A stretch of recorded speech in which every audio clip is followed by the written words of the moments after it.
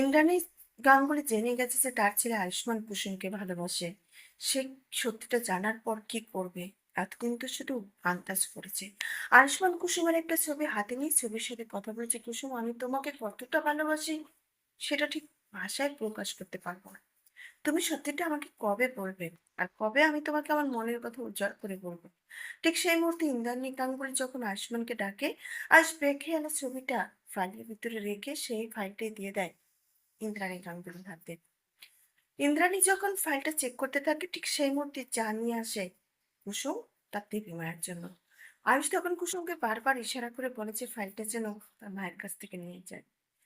কুসুম সবটা না বুঝতে পারলেও এটা আন্দাজ করে যে ছোট স্যার নিশ্চয়ই কোনো গন্ডগোল পাকিয়েছে। এখন সেটা আমাকেই সামলাতে হবে। তাহলে কি ইন্দ্রাণী দেখে ফেলবে ফাইলের ভিতরে থাকা কুসুমের সে ছবি, যে তার ছেলে আয়ুষ্মান কুসুমকে ভালোবাসে সত্যিটা জেনে ফেলবে? নাকি এ পর্যায়েও কুসুম বাঁচিয়ে দিতে পারবে তার ছোট সাহেবকে? দেখতে হলে চোখ রাখতে হবে